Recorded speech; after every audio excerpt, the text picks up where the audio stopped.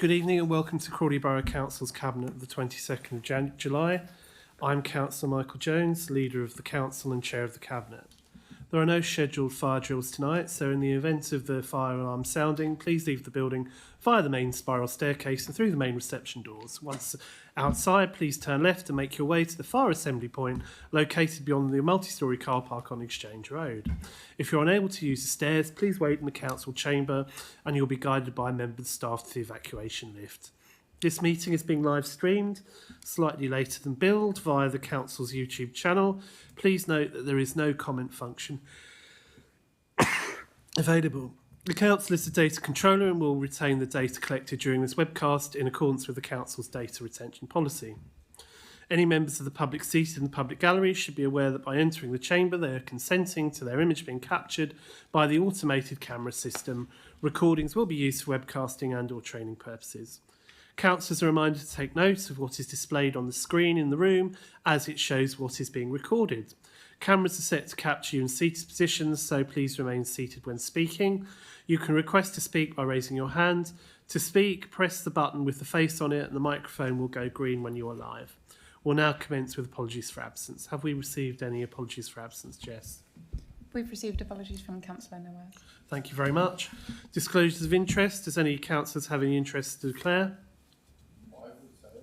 Well, apart from the intense interest in the subjects, nothing on a pecuniary or a personal basis. No, thank you. Minutes. Now we come to the minutes of the meeting held on the 25th of June. Does the Cabinet agree that the minutes are an accurate record of the meetings? Thank you. Public question time. On the grounds we don't have any members of the public in the public gallery, I won't go through the rules on that. Then item 5, further notice of intention to conduct business in private and notifications of any representations. Please can I ask the monitoring officer to confirm if we've received any notifications? Thank you very much. Matters referred to the Cabinet and any report from the Chair of the Ovian Scrutiny Commission. Welcome to Councillor Russell, and as usual I'll bring you in for your items as we go through. Therefore, we will make a start with item 7, which is we will start by considering the Corporate Peer Challenge Action Plan. And apologies to anyone who was at OSC last night, but the Cabinet weren't, so there will be some repetition or considerable overlap with what was said last night to introduce this item. The LGA's Corporate Peer Challenge is the local government sector's leading process for continuous improvement. In front of us today is the Council's position statement ahead of the challenge, the final feedback report from the Corporate Peer Challenge team, and the draft action plan Cabinet will be considering to take forward those recommendations within the report that remain relevant. Members have also separately received communication between the Council and the LGA about the process following questions raised by members at a previous meeting of OSC. We touched on the CPC at full council last week, and it feels appropriate to start by picking up on some of the comments made at that meeting on the assumption that we may hear some of the same lines again. It was my decision to request a corporate peer challenge. I had agreed that we would do this with the chief executive earlier in my tenure as leader, and it would have happened sooner, but with the change of chief executives, I wanted to give our new one some opportunity to settle in before starting the process. I would also point out that I'm the first leader of CBC to bring in a CPC team. In doing so, I agreed to include an opposition peer as part of the CPC team. Whilst considered best practice, I was under no compulsion to do so. I also agreed to include the member of the leader of the opposition in key sessions, notably the feedback session at the end of the visit when the initial findings were being shared for the first time. So despite comments that have been made of late, I am open to the idea that, like any other council, we will have areas for improvement. After all, that's the very idea of the Corporate Peer Challenge. But I make no apology for promoting what the council does well. As you know, this is something to be proud of, and it gives us a chance to speak up for our town. And within the CPC report, there is a significant amount to be proud of. In 5.1 of the covering report, we pull out just those mentioned in the executive summary. In short, the report shows that this is a council that delivers for its residents and its town, despite the real challenges being faced. First and foremost, that is how I believe our residents judge success. But the CPC is about improvement. And as you'll have seen in the report, there are 10 recommendations as set out in 5.2. For 2 of those recommendations, 6 and 7, events have somewhat overtaken them. Item 6 relates to the setting of a balanced budget, which was achieved within the timeframes.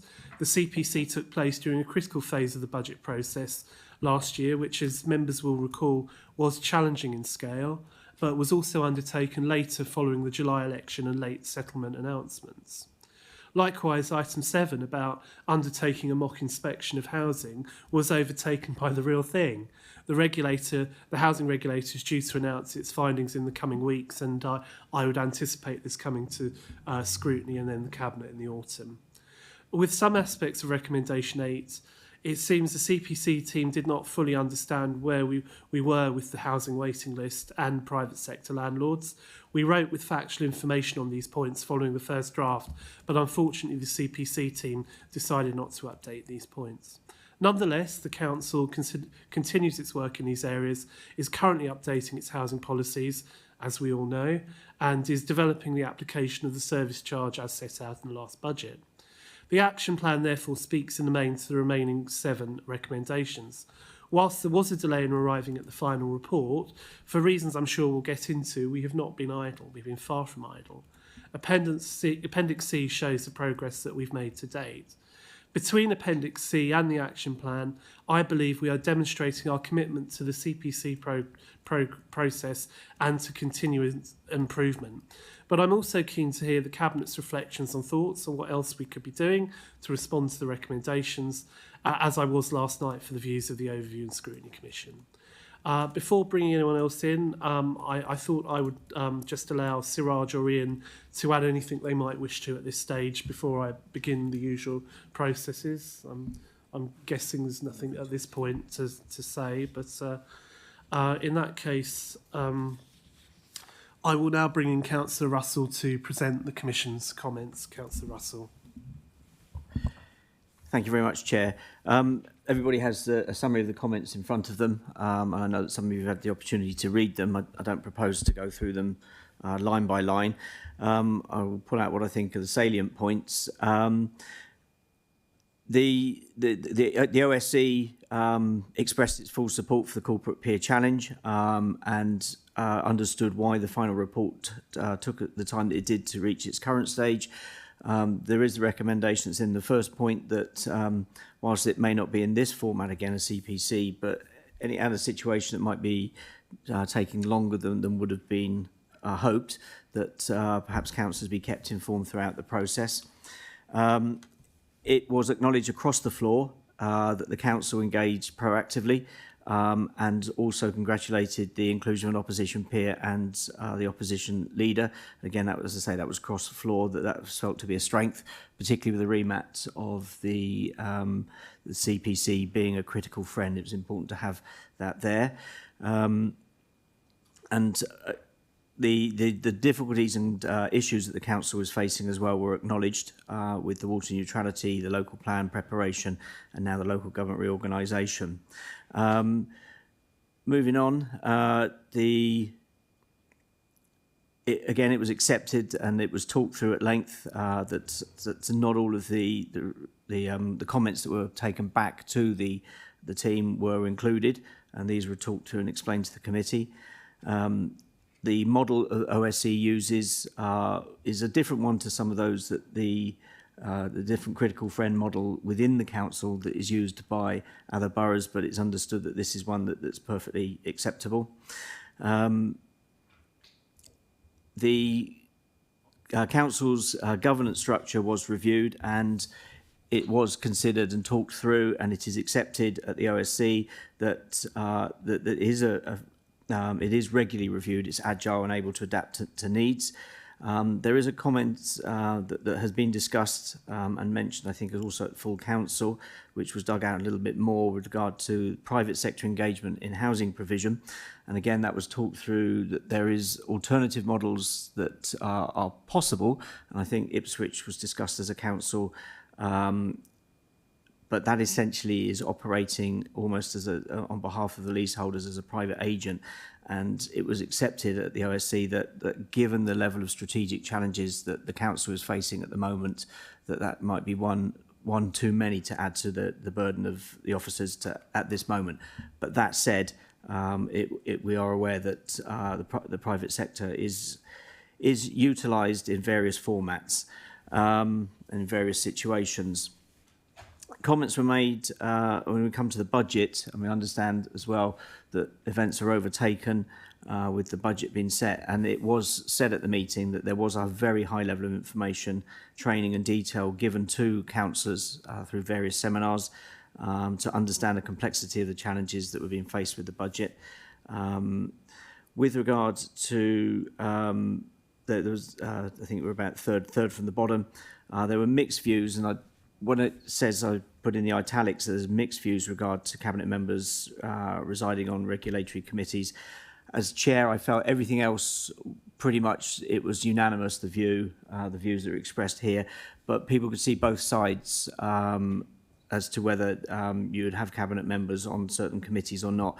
It was felt and it was expressed that there were positives and negatives of this, that if they actually was to be written into the Constitution, they can't, then there might be issues of meeting the number and replacing absentees. So that was discussed, and no fixed view came from the OSC on that, but both sides were considered. With regards member development, that was discussed, and I think that is in the report, and it was felt that it would be a good thing to see where opportunities arise to build on councillor capacity and contribution, and that was felt to be a valuable thing. And then on the other side, as I say, I'm not going to read through every single one. I think in summary, that it was felt that the council is facing a lot of challenges at the moment, and it was encouraging that the council was listening to the challenge, acting upon things, develop the plan that it has. The OSC did request, once the November revisit has happened and the discussions there, that then when it is possible, perhaps early in 2026, that the OSC receive an update on what has happened and what's been developed. So those essentially were the key views.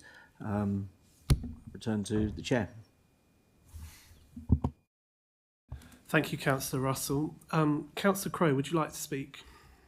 Yes, thank you very much, Chairman. Well, firstly, I think there are a few things to welcome. Certainly welcome the fact that the council undertook this exercise. Sometimes I kind of remind myself of the late Donald Rumsfeld, and that there's known unknowns and the unknown unknowns, and sometimes that outside inspection, for want of a better phrase, that outside pair of eyes can tell us things that we're not aware of, and certainly I think there was an openness to undertake and indeed cooperate with the review, and that is something that I most definitely welcome. Also, indeed, welcome has been referenced my own involvement in being interviewed separately, and also being part of the feedback session.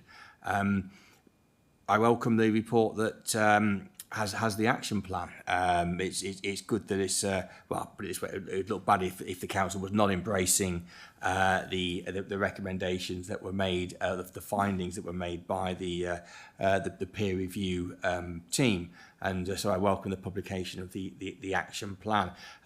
Councillor Russell just mentioned from the OSC. I think it would be helpful at some point if an update was given, members were able to see action against the action plan, and indeed looking at recommendation 1, and I might perhaps just say a little bit flippantly that it didn't feel much of a collaborative approach for political leadership last Wednesday night's full council meeting, when there was a motion on the setting up a new town council, but nevertheless I do welcome the recommendations, and indeed 1.3 about establishing KPIs within the corporate plan, the development into a golden thread. And as I said at full council on Wednesday, members haven't been able to monitor the performance and compare with historical data. So it would be very good to, and I appreciate we're not going to be around for too long, but it would certainly be good to see progress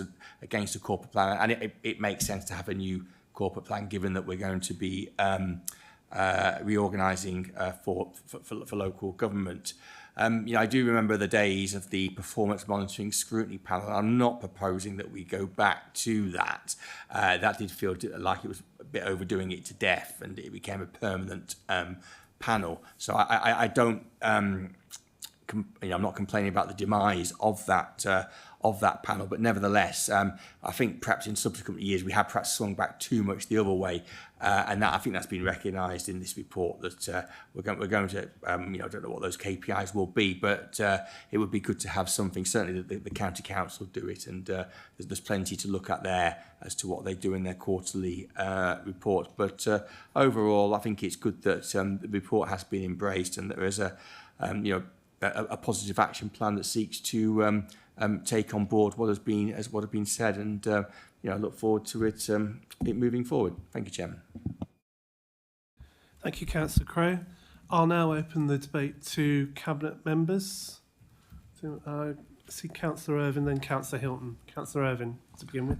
Yeah, thank you, Chair. I just have a few thoughts on this. Obviously, I was part of this review, and I was interviewed at some length.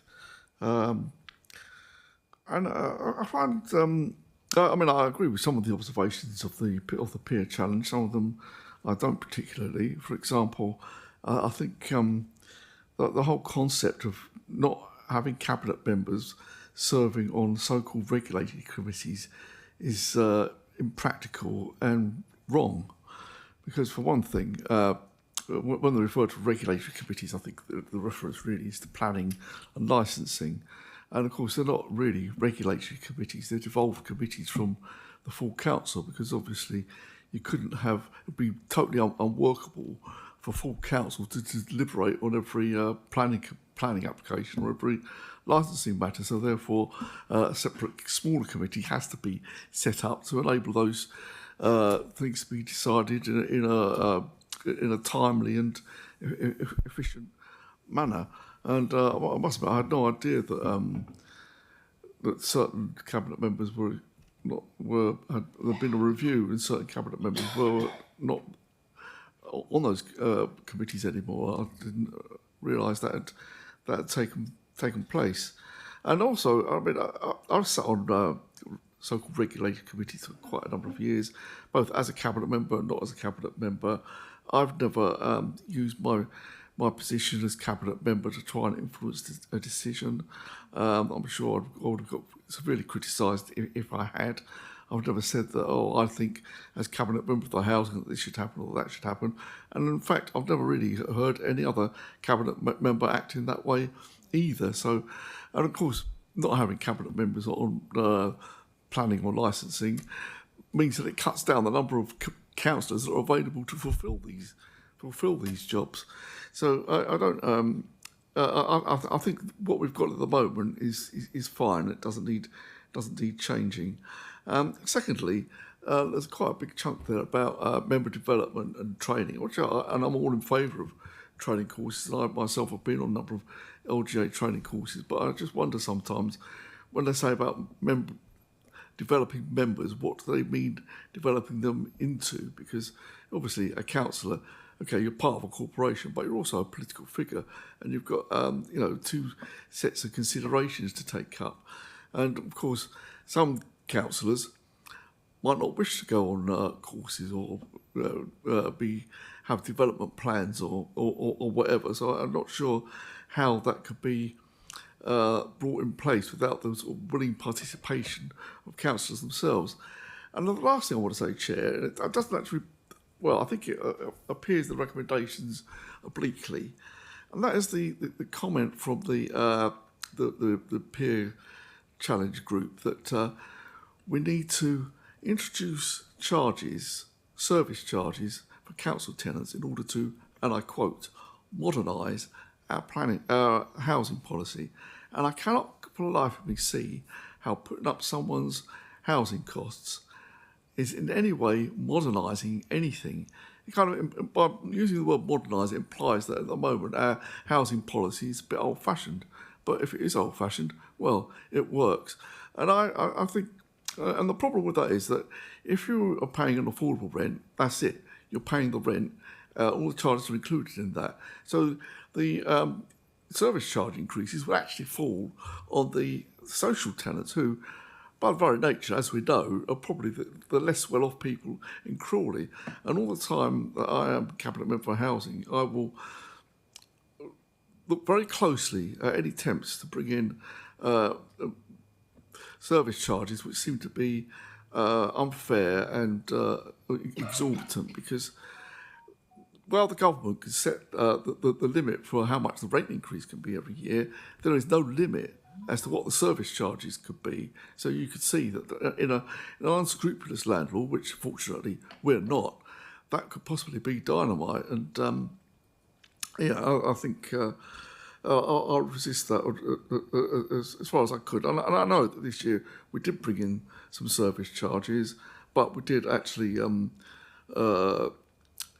ameliorate them a little bit by not bringing in the full amount that was recommended. So that's the challenge. Well, it's not actually, because the other thing I want to say is that, of course, at the end of the day, it is us who's elected to this council. It's not people sitting in other authorities miles from here. We are answerable to our electorate, and that is absolutely right and proper. Thank you, Councillor Irvine. What I intend to do is I'll certainly respond to these points with my perspective towards the end, but I'll let the Cabinet speak first on the answer. Councillor Hilton, any other speakers? No? Thank you. Yep. Thank you, Chair, Leader. Well, interestingly enough, I've got quite a unique perspective here, because last year I was on the Cabinet. I was recently appointed. I served in the OSC for a year, and in fact I did not take part in the corporate challenge, peer challenge at all, because I think because of work commitments I wasn't even interviewed, I couldn't make it, etc. So I've kind of been able to take a bit of a step back. I think it's important the point you made in your introduction, Councillor Jones, that it is the Council's request as a result of the housing emergency in February 24, and it's in really challenging times. And I think the point about having the Conservative peer on the team and Councillor Crowe being involved in the feedback shows that we are open to discussion, and we do want to hear what other people want to say. So, but I just want to concentrate on one or two things. The scrutiny comments, and thank you for Councillor Russell for those scrutiny comments. It was overtaken by events, by the government white paper and Devo, but there was a delay between the visit and the report. And I would agree that there could be, and perhaps should have been, some kind of updates during that time. However, saying that, during that interregnum, there was significant progress on a number of issues. There was a plethora of housing policies which came through to OSC, which I was quite happy to look at month by month. And although obviously we had to take in consideration in terms of recommendation 7, the responsibilities, rights, etc. of the social housing regulator, it really confirms, particularly during discussions with the Cabinet member and OSC, that all the things we said we were doing already in the policies were kind of confirmed by those policies. So I don't think there's any big surprises there, and it showed, you know, how Crawley Homes has been a really good social landlord over many, many years, and is renowned for that in terms of its work on repairs, tenants, etc. And also, during that interregnum, other things took place.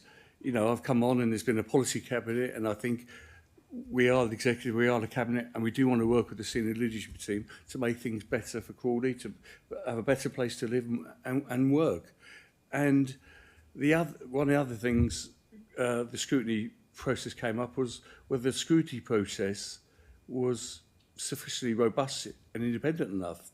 And I would be interested to hear what other kind of models other councils do. But I think in terms of the basic 3-stage process we've got within scrutiny, in the Chair and Vice Chair of the Overviewing Scrutiny Commission can have a pre-meet and meet with the officers and do, as you've said on a number of occasions, have the meeting. And as Councillor Russell has shown tonight, those views of the Overviewing Scrutiny Commission are reported back here. And we take in consideration and we discuss them and we look at them and we consider them. So although there may be different ways, if it ain't broke, no need to fix it. I think it's a good process. And in terms of member development, I have to say, although I had a bit of experience before, but we won't go into that, I thought the in-house induction I had and the officer time given on the training sessions in-house induction, not just in-house induction, but various training courses I've done in the last year, were really good. But in terms of ALGA courses, I'm quite happy as a recently appointed cabinet member and a relatively new member to have more. If I had more awareness, I'm sure there'd be more take-up. But I also have to say, and I think Councillor Irving touched on it, it's down to responsive members. If they want to improve their skill set, the opportunity is there. And if they don't want to take it, they don't take it. But, you know, for me, it's a job of work serving the community, you know, and we've all got relative strengths and weaknesses, and I want to improve mine. So anything I can do to do that, I'm happy to take on board. And take on any further professional development. So I do support recommendation 4. In conclusion, Chair, I think the recommendations in the round, they highlight a lot of achievements. I think the Corporate Peer Challenge review talks about service in our project delivery, talks about our economic regeneration, our projects on decarbonisation and green energy, and local plan. It shows a good working culture within the council as well, and a real can-do attitude. But there are challenges: homelessness, local government organisation, budgets, generally water neutrality. And I really think this action plan, with the advent of the policy cabinet and other things we've already introduced, kind of gives us a real renewed emphasis to ensure that, you know, the key priorities, and Councillor Crowe mentioned the community governance review, that will be one of our key priorities moving forward, may ensure that they are delivered, despite having to navigate pretty stormy waters at the moment. But we'll get there, and I think this is a good response to a good exercise in difficult times. Thank you, Councillor Hilton. Councillor Sue Mullins.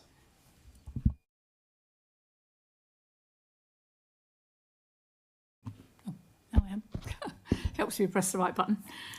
Thank you. It's always interesting, isn't it, to have somebody come in from outside of Crawley, because we work along in Crawley doing what we do, and we hope we're doing a good job, and I'm quite sure at times we are, most of the time, doing a very, very good job. But it's interesting to have people come from many different areas, different sort of linked up to the way we are in Crawley, but not the same. So you're never going to get something that mirrors Crawley exactly. But the people that came in did have some understanding, perhaps, of what a new town and how we operate.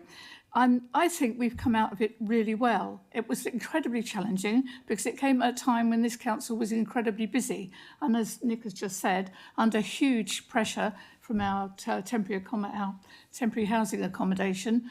Those sort of pressures have been absolutely massive this year, and budget and our financial situation has been incredibly difficult, and it's taken an awful lot of work on behalf of all of, not just the cabinet members, but all of our members of the council, to look at what was necessary to do, to take some really sometimes extremely uncomfortable decisions and come to a consensus of the way forward.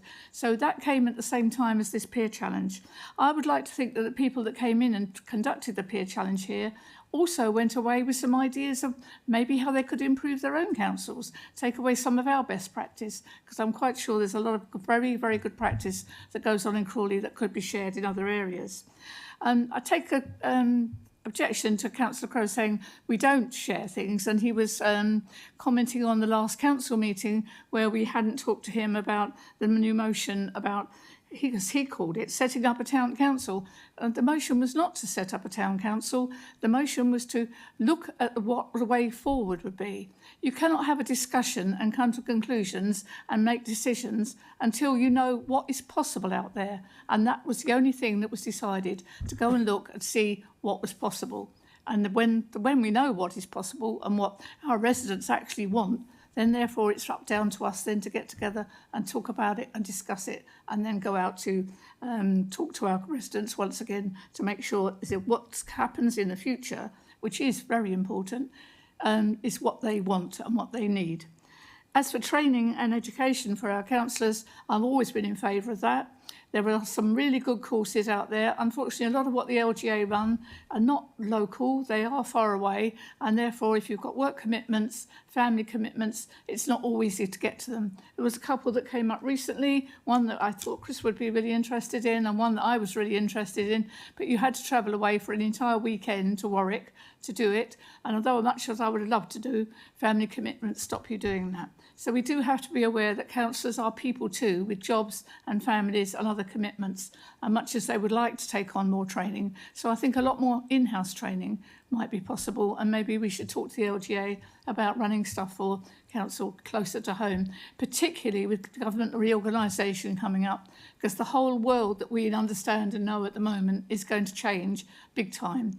But for some of us that are here that will carry on, some of us that are here will not be carrying on into the future. But I'm sure there are people here who would like to be involved in the future with the new arrangements, and therefore they're going to be in sore need of a lot of training. And I think that goes for everybody sitting around this table, old hands or new. Thank you. Thank you, Councillor Sue Mullins. Councillor Chris Mullins.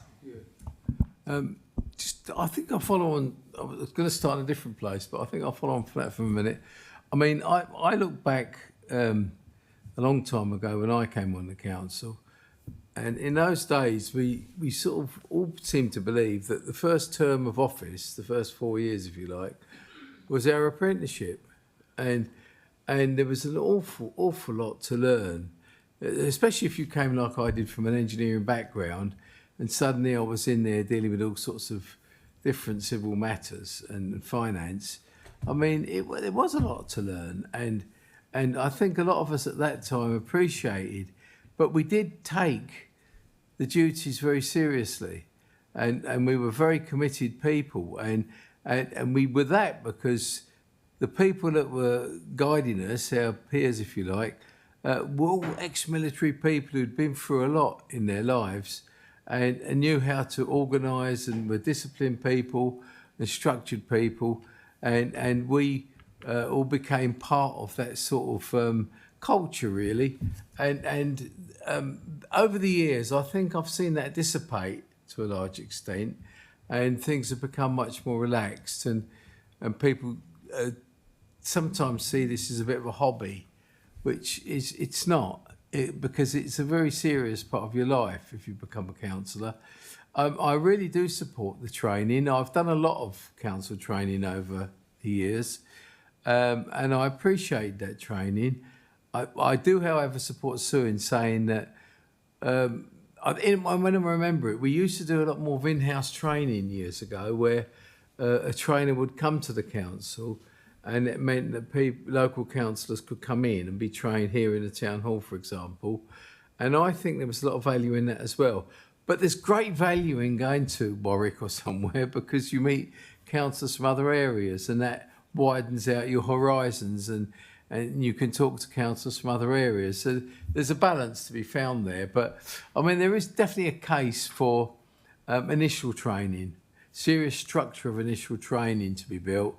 Whereas when new councillors come on the council, there is maybe 2 or 3 training courses, I don't know how many there should be, that they should go through to say that they've done the first initial training. And then the more advanced courses maybe could be done somewhere else. And they would be more inclined to perhaps to do that because they've done the previous training.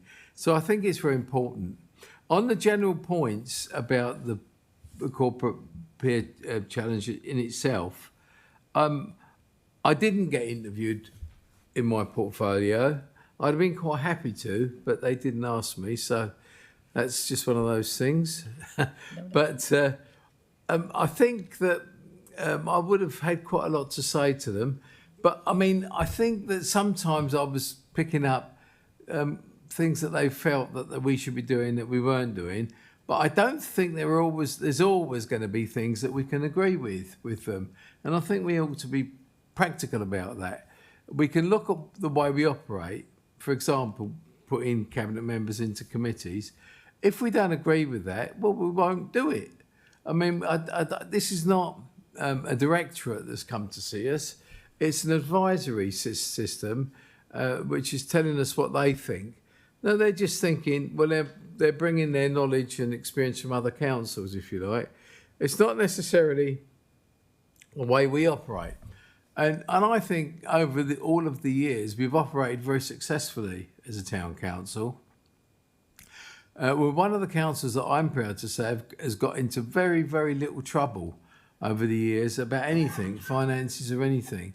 And we've always, and actually interpolitically, we've also worked very well together. I do remember visitors coming from other countries and being quite surprised at our council meetings at how harmonious and gentlemanly we were to one another, whereas they'd been experiencing that differently in other places. So, I mean, I think we're in a nice town. We treat one another with respect and we work together quite well overall, although we might disagree politically on issues. And I think we just handle it well. So I think that I would like to see improvements in initial training, certainly for new councillors, because I do believe that sort of idea that the first term that you serve is an apprenticeship. There's an awful lot to learn. And I think that giving good guidance to new councillors puts them on the right path to being positively active within the system as they go on. So that would be one of the things that I would strongly recommend. The other thing I would say is that I don't think we have to accept everything that our peers have said to us. And if we don't think they've said the right thing, I don't think we should try and carry it out. If we think we're doing it better ourselves, let's carry on. But, you know, we'll take on board what we think is the good parts of it. Thank you, Councillor Mullins. I don't see any other people looking to speak. Did the officers want to come in on any of the points that were made? Or are you happy to just note the comments? Thank you. I'll address a few. Just to emphasise to start with that all of the corporate peer challenge recommendations are precisely that. They're based on our peers elsewhere in the country's experience elsewhere. They are not instructions, so that's important to bear in mind. Just covering some of the points Councillor Irvine made about the regulatory committees. What we've done is we've just made sure that the cabinet member who might have policy responsibilities for a particular service area or functional regulatory area, they can still attend the meetings and speak and as they see fit, but they're just not voting committee members. And in some respects, I thought that was a good suggestion. Doing that wider, rather than having none on any of the regulatory committees, I think that might work on a larger council that have larger memberships. But when you have fewer members, it becomes a bit more difficult to achieve that. I think just talking about member development, I think this has sort of been alluded to, but member development is a two-way street. The courses are there. I think sometimes though members have to find the time to go on them, and that's not a criticism of anyone. It's just a recognition that councillors have other commitments and constraints on their time, and that's a challenge. Indeed, the point about development was one that we raised with the CPC before they came. The impact of member turnover. in particular where we've lost some very experienced members in a relatively short period of time, it shouldn't be dismissed lightly. That does make a difference. Even if some of the new members are very talented in their own rights, it still takes time for people to build up that skills base. You know, and I think paraphrase something Councillor Mullins said, every day is a work day, really, sort of, even if it doesn't feel like it. In terms of Councillor Hilton's comments, I mean, you know, sort of the preparedness to respond to what the CPC has told us. I mean, I welcome that, and I agreed with the points he made, and I think that's what we'll be doing. Just to sort of follow on some of the comments about the policy cabinets, I think Councillor Hilton's right. We've already held far more frequent policy cabinets than before, where there is a wider discussion than just responding to upcoming reports. Much of this has necessarily been focused on financial matters, given the scale of the budget gap last year. But recently, we've also looked at what the final 3 years of this council looks like, and what will need to be done during that time. There's still some work to do on that, and also to develop that part of the cabinet. I mean, I do think that some of our existing cabinet briefings, as well as our public cabinet meetings and portfolio briefings, there's been strong interaction and collaborative working going on throughout. And we subsequently did make that point to the CPC team. I'd also agree with Councillor Sue Mullins that we gave a good response to what was raised with us from the CPC, and I think importantly we tried to help give as an accurate representation as we could of how things actually were at the council. I think there's always a risk. There's always a risk in when I think any CPC team comes to a council and they get comments given to them that the comments that some individuals might give might indicate something is more of an issue than or there's a problem more than they're actually the wider council might agree with. But I mean, obviously it's an opportunity for everyone to feed in, and we certainly take things seriously.